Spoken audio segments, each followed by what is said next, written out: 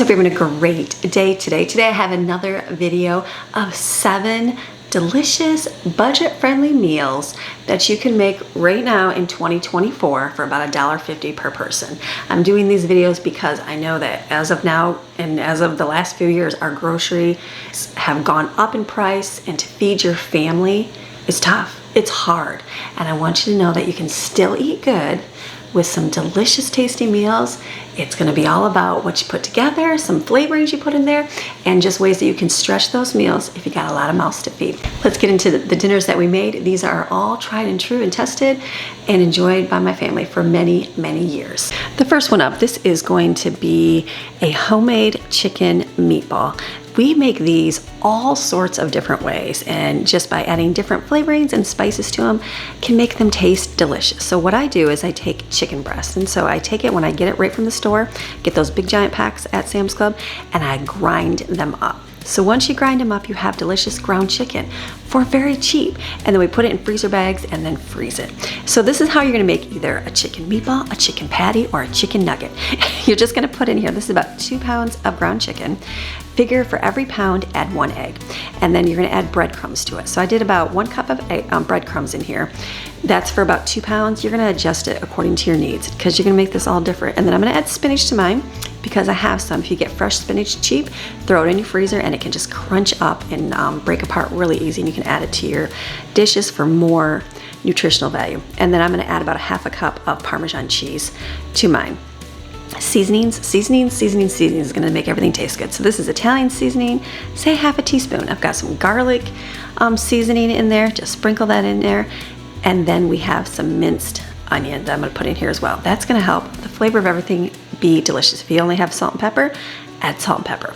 And so then you're gonna take it and mix those up. So just take it and make them into balls. I've got these gloves here, they don't work really good. I was like, ugh, the fall apart kind do not go as good as the ones that fit real snug to your hand.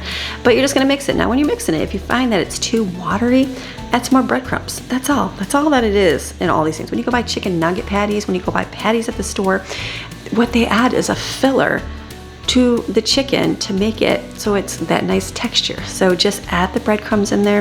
If you didn't have breadcrumbs, you can make your own by grinding up dry stale bread. If you don't have that, you can also do crushed saltine crackers. That's another way that you can make these. Anything you want to add. We make these meatballs all sorts of different ways. We make them into patties, we make them into chicken nuggets. It's whatever you want to do. This is just a souped up version that I haven't shared in this type of video yet before. So this is very good. So you're just gonna keep mixing those up. Gotta keep those gloves secured. And then you're gonna take and just roll them into a ball. Very simple. If you have your hands are kind of wet, it helps a little bit so they don't stick. It doesn't matter what size you have. And you know what? If you don't want to take the time to do chicken meatballs, you can also just make it into chicken patties. And you can just do that shape, whatever you want to do. We were just making the meatballs today and placing them into our baking pan.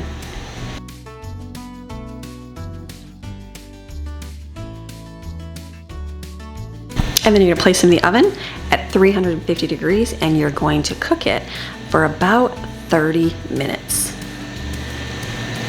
And then what I'm gonna do next while that is cooking, I'm gonna prepare our side dish that we like to have. So this is a delicious recipe. We're using orzo pasta. We were able to get a big bag of this at a discount store, so we've had it for well over a year, and it still is delicious. So into your pan, you're gonna put 2 tablespoons of butter, and you're gonna put 1 cup of orzo pasta. I'm doubling my recipe here because we have a lot of people to feed. And then you're just gonna saute that. Saute that over the heat there, and it's gonna turn it a little bit brown on your stove. And then once it's brown and looking good, what you're gonna add to your mixture, I'm adding broccoli to mine. You don't have to. We had fresh broccoli in the freezer. We normally don't add that step. Sometimes we add spinach. It doesn't matter, whatever you had. So you're gonna add 16 ounces of chicken broth. I'm adding water, and then I'm gonna add chicken bouillon powder because we have that. We get those big containers of the Knorr chicken bouillon for about $5, $6 at Sam's and Walmart, and it works really good. So whatever you have. This is really good plain, but it's also good if you can add veggies into it as well. So then get your spices. Spices are life. It's gonna help. So what do you use? The same ones, garlic. Put that in there, and then you're gonna add in there Italian seasoning in there. And if you wanna add a little bit of pepper in there, that's a really delicious too as well. I've got some chives I put in there too. whatever you have on hand. It's just all about the seasonings and the flavor. And then, like I said, we had a broccoli this time, and it was fresh broccoli because it was already getting soft. Sometimes it's spinach, sometimes it's nothing. And then what you're gonna do, you let that simmer, turn it down, put a lid on it till it's almost all absorbed, and then I'm adding in about a half a cup of Parmesan cheese. See how it's kind of a little bit still wet in there? That's it, and then shut it off. Put that lid on. You don't want it to get too dry. It is so delicious. This is, my kids really love orzo pasta. I do too. So here's completed dinner. You've got your chicken and you have your orzo pasta. That dinner right there is one of those most requested meals in our family. And like I said, you can make the meatballs any way you want. Sometimes we do them and I've just done breadcrumbs, eggs, and hot sauce. And the kids really like that as well in there.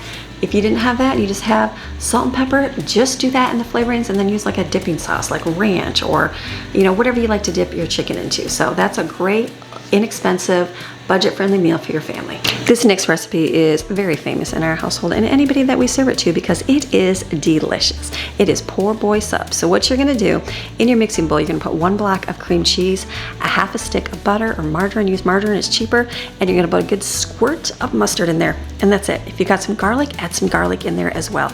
You're gonna mix it up and you're mixing it, and this is gonna be a good base in your sub. It is delicious and yummy. Everybody loves this sauce. It's like the special sauce for the sub. And then you're gonna go to Walmart and you're gonna get these Italian loaf of breads. If you're lucky, you'll find them for $1 still.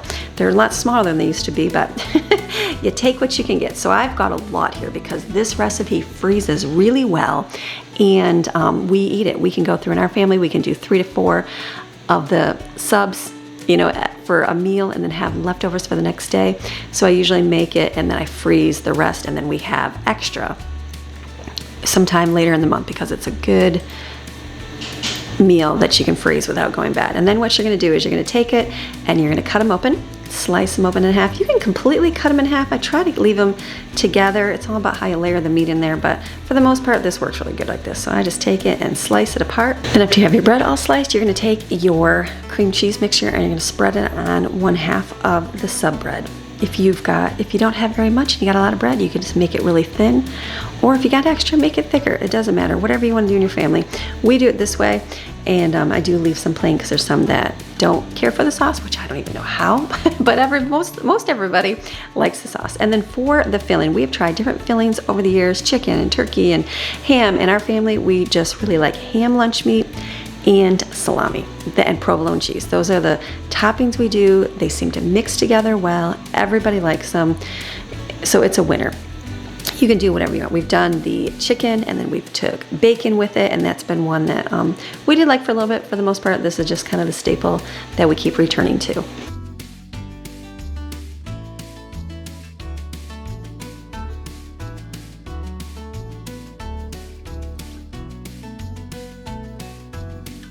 Then you're gonna place your provolone cheese on top. And what I do is sometimes with my package is I look and see how many cheese slices or how many slices of ham roughly are on the back on the serving size, and I kind of divide it up, and I know how much I can kind of put in there. So if you put it on, you just gotta be real careful and just fold it over, make it look good. And then for us, I take it and I wrap it in foil because when you go to cook it, I put it in the oven at 350 and cook it for about 30 minutes till it's melted. The outside is crispy. It is so, so delicious. Now, if you don't want to eat it right away, what you do is you can put it back in the bags and then you can place it in your freezer. And I've had it in the freezer for a couple months and it still turns out good.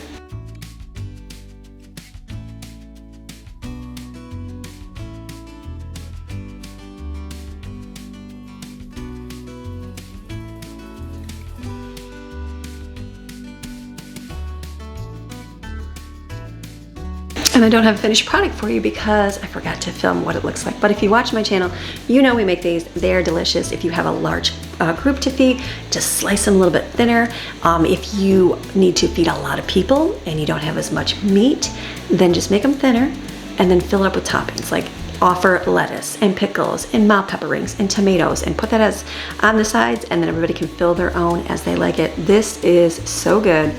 Winner in our household, we've made them also on mini sub buns and frozen that way as well, and they have lasted and are good and definitely something to do for your family that's inexpensive and a budget-friendly meal. The next one I'm gonna make here is our famous taco chili. This has won an award. I think it was first runner-up in our community chili cook-off. for the years that we lived back in Western North Carolina. So what I'm gonna do here is, today was a day that I was gonna be out, so I needed to make everything in the crock pot. So I put in a package of hamburger. This has been previously cooked and frozen, so that's why it's a frozen blob in there. But it's gonna thaw, and I'm not gonna have to worry about dinner because it's already made. And so for the chili, I can give you the exact recipe, but again, you use whatever you want in your household. So for us, I like the mixed chili beans. They're about the same price as regular chili beans at Walmart, so I get the mixed one where it's the trio beans in there. So for us, I'm gonna put, I think I put 4 cans in here of that because it's just the variety in here, but do whatever you want. You can add pinto beans, you can add black beans, make sure you rinse them. You can also add kidney beans, whatever you have to add to your chili. It's not really about the bean. I mean, I've even added lima beans to mine. I know people are like, gross, what? But I had lima beans in my cupboard and I was like, I gotta use these up somehow. So whatever you have, go ahead and add. And I added pinto beans to mine, so I drained them and rinsed them off the black beans so they didn't add black into my thing. And then you're gonna add corn. So add a can of corn, don't worry about straining it, use that in there. And then I added a can of diced chilies in there. If you don't have that either, don't worry about it. And a can of diced tomatoes in here. If you don't have diced tomatoes, just add tomato sauce. And then the secret ingredients right here, here it is, ranch powder and taco seasoning. That right there is life-changing and gonna make your chili delicious. That's all you really need. What if any other kind of filling? Put the lid on it, let that cook a little bit. I stirred it after a while and you have taco chili.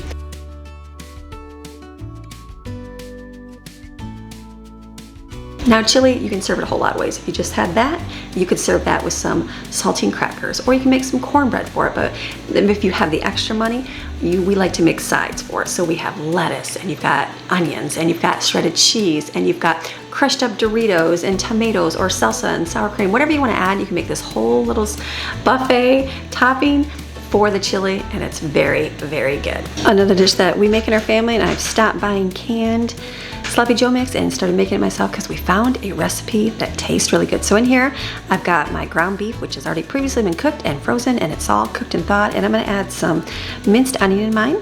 And then I'm also gonna add some garlic powder in mine. Do about a tablespoon of minced onion, a teaspoon of garlic, and then you're gonna add about 1.5 cups of ketchup to this. I'm doing a little bit more because I do have a little bit more ground beef here. That's just for about 1.5 pounds of ground beef. And then what I'm gonna do is add 2 tablespoons of brown sugar, and then I'm gonna say a good blob of mustard. It's about a tablespoon.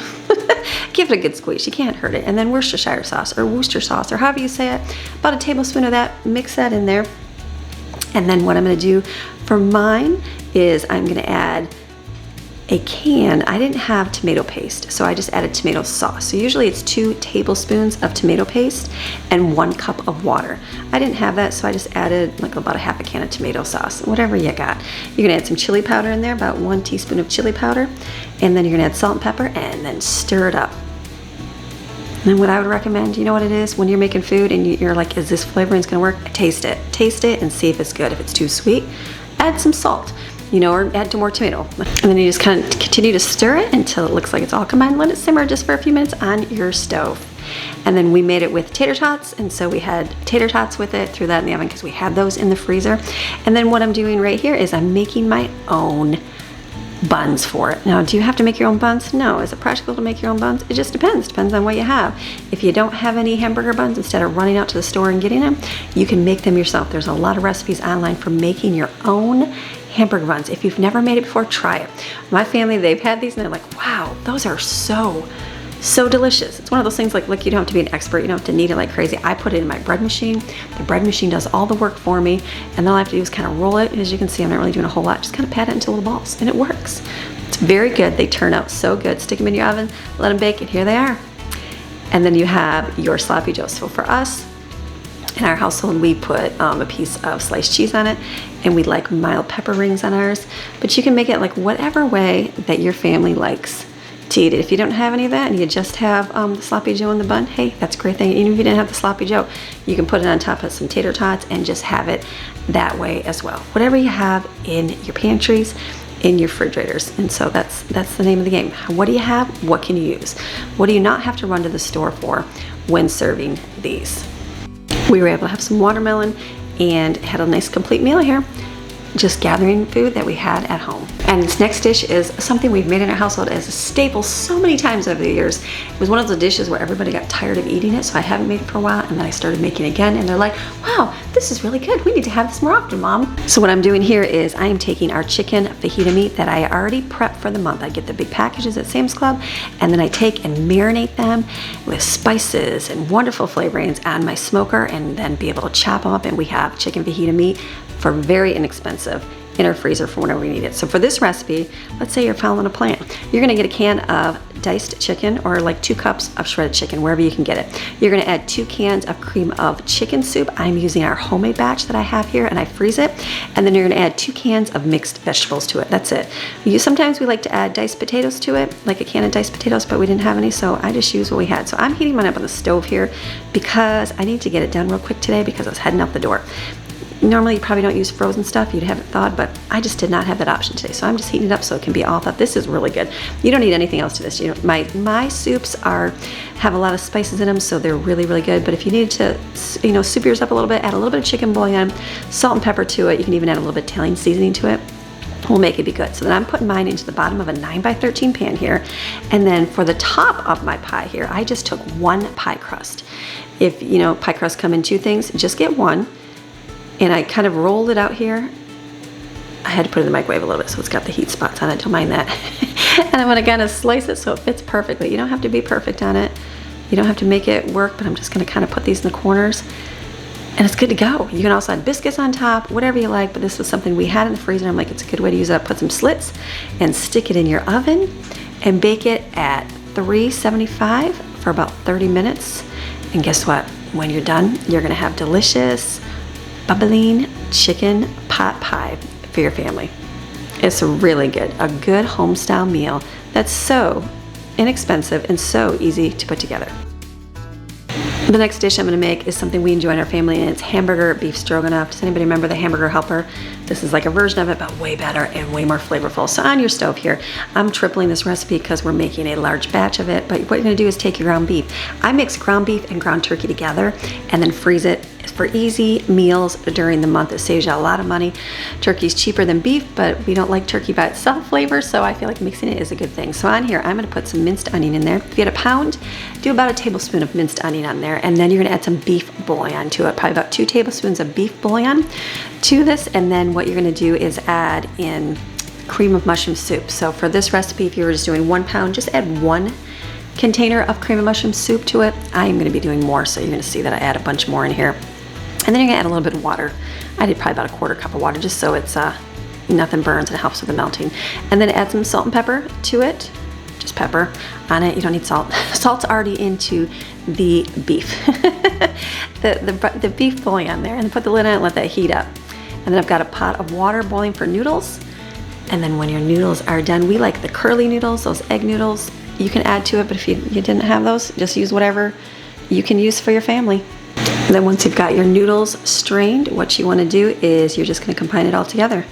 The mixture, you want it to be pourable. You don't want to have it to be too dry. So when you're stirring it and mixing it together, just make sure that your noodles are coated. If you're going to let it sit for a little bit, add a little bit more water. Add a little bit more water, a little bit more beef broth, so then it tastes good. So if you have to end up adding that, just add a little bit of water, beef broth, and it stretches it. And then I'm gonna add sour cream in mine. Do 1 cup of sour cream for 1 pound of hamburger, and then adjust accordingly. This is delicious. Our family enjoys this. It's a meal that gets eaten up the entire thing. Hardly any leftovers for our family. For 1 pound, do like 1 package of curly noodles. Beef stroganoff, delicious. And for this last dish, this was one that I was like, I've never made it before. Never made it before, but it looked like a frugal meal to make to feed a lot of people. And I thought, you know what, I'm just gonna do it. So if you don't think you can do something like this, just jump in and try it. I promise you can do it. So what I did is I bought a Boston butt roast, and that is pork. And I put it on my smoker and just left it out there. A lot of you recommended putting on mustard on the outside, salt and pepper, and brown sugar, and and garlic on the outside, and it seasoned it. So you can do that. I wrapped mine in foil, but people also said they put it in their slow cooker. Just put it in the slow cooker. Some people put a can of Dr. Pepper in there, and they say it's delicious. The part that I thought was grossest was this part right here. Is taking it all apart. So I ended up doing part of it, and then I ended up, Greg came home and he did the rest for me. But it did give me a lot of meat for very little cost. And so that was a good frugal thing for my family, and everybody seemed to like it. I only had 2 that did not enjoy eating in our household, but for the most part everybody did. So I just mixed ours with a little bit of barbecue sauce, and we had pulled pork sandwiches for dinner. So that was a good meal for my family. So these are all just a collection of meals that you can feed your family inexpensively and taste really good, because you know what, when you're kind of trying to stretch that budget and trying to figure out how am I going to make my money stretch, the worst thing you want to do is eat food that doesn't taste very good. You don't want to be able to just go, oh, this again, oh, this again. To be able to add those spices in there, have a variety of things to eat is a wonderful thing. You can make things homemade and still be able to save in today's economy. So I hope that you guys have a fantastic rest of your day, and I will see you guys again tomorrow with another video. All right, see you tomorrow. Bye.